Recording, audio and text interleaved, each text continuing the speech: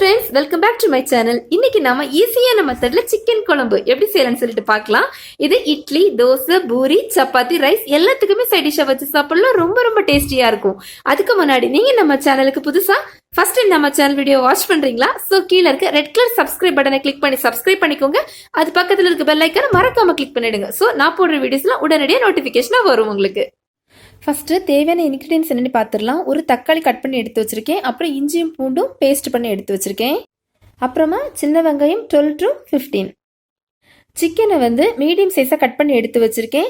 நல்ல எலும்பாக இருக்கும் பார்த்தீங்களா, அந்த மாதிரி பீஸை செலக்ட் பண்ணிக்கோங்க. சதையை விட எலும்பாக இருக்க பீஸ் தான் ரொம்பவே டேஸ்ட்டாக இருக்கும் இந்த குழம்புக்கு.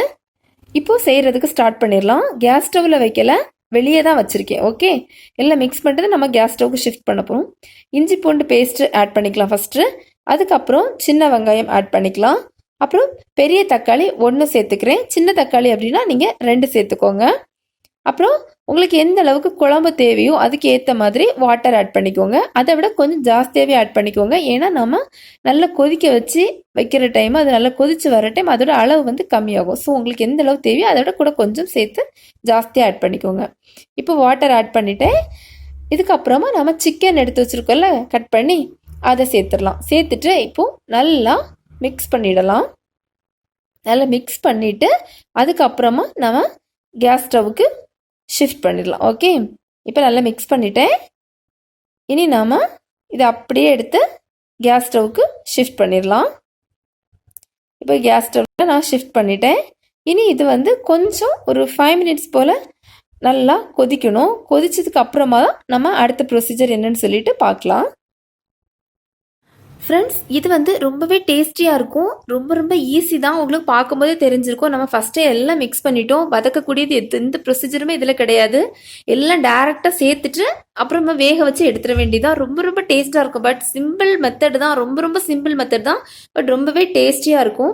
பாருங்கள், இப்போவே அது கொதிக்கிறதுக்கு லைட்டாக ஸ்டார்ட் ஆகிடுச்சு. அப்படியே நுர கூடி வந்த மாதிரி தெரியுது. பாருங்க, இப்போ நல்லா கொதிச்சிடுச்சு. இப்போ ஒரு 5 மினிட்ஸ் ஆகிடுச்சு. நல்லா கொதிச்சிடுச்சு. இந்த ஸ்டேஜில் நம்ம மசாலா சேர்த்துக்கலாம். 1 ஸ்பூன் மல்லித்தூள் சேர்த்துக்கிறேன். அதுக்கப்புறம் 1 ஸ்பூன் வத்தல் தூள் சேர்த்துக்கிறேன்.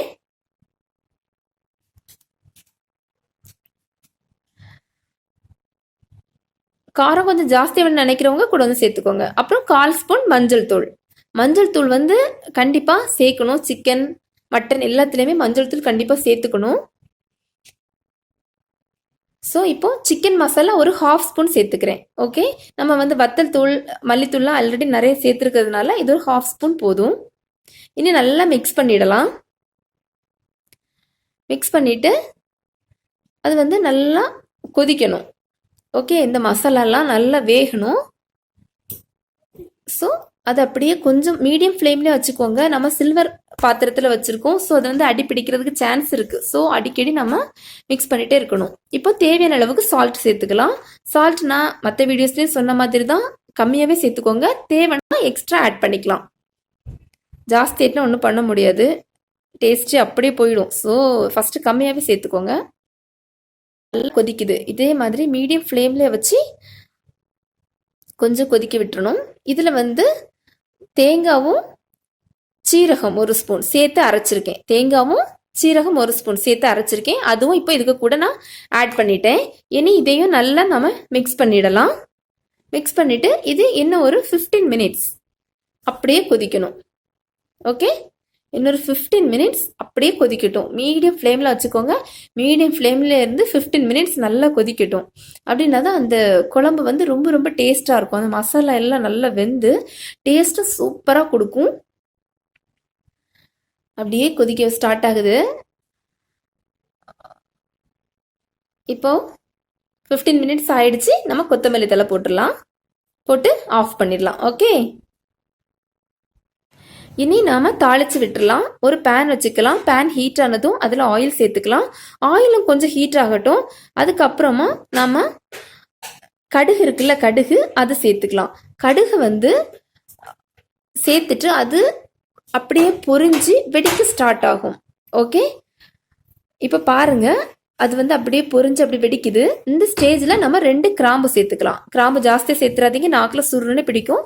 ஸோ 2 கிராம்பு போதும். இனி சின்ன வெங்காயத்தில் ஒன்றே ஒன்று கட் பண்ணி குட்டி குட்டியாக கட் பண்ணி எடுத்து வச்சுருக்கேன், அதுவும் சேர்த்துடலாம். சேர்த்துட்டு கருவேப்பிலை போடும்போது எப்போவுமே கேர்ஃபுல்லாக இருங்க. பிகாஸ் அதில் நம்ம வாஷ் பண்ணியிருக்கும் போது வாட்டர் மாதிரி மேலே தெரிக்கிறதுக்கு சான்ஸ் இருக்கு. ஸோ பாருங்கள், இப்போ தாளிச்சிட்டேன். இன்னும் இதை அப்படியே அந்த சிக்கன் குழம்புக்குள்ளே நம்ம ஆட் பண்ணி இப்படியே நல்லா வதக்கி விட்டுருங்க. இப்போ பாருங்க ஃப்ரெண்ட்ஸ், சிக்கன் குழம்பு சூப்பராக ரெடி ஆயிடுச்சு. அதுவும் ரொம்ப ரொம்ப சிம்பிள் மெத்தட்ல. நான் ஆல்ரெடி சொன்ன மாதிரி இட்லி, தோசை, பூரி, சப்பாத்தி, ரைஸ் எல்லாத்துக்குமே சைட் டிஷ்ஷாக வச்சு சாப்பிடலாம். ரொம்ப ரொம்ப டேஸ்டியா இருக்கும். நீங்க நம்ம சேனலுக்கு புதுசா ஃபர்ஸ்ட் டைம் நம்ம சேனல் வீடியோ வாட்ச் பண்றீங்களா? ஸோ கீழே இருக்க ரெட் கலர் சப்ஸ்கிரைப் பட்டனை கிளிக் பண்ணி சப்ஸ்கிரைப் பண்ணிக்கோங்க. அது பக்கத்தில் இருக்க பெல் ஐக்கான மறக்காம கிளிக் பண்ணுங்க. ஸோ உங்க மொபைலுக்கு உடனடியாக நோட்டிபிகேஷன்ஸ் வரும். மறுபடியும் நெக்ஸ்ட் வீடியோல மீட் பண்ணலாம். தேங்க்யூ.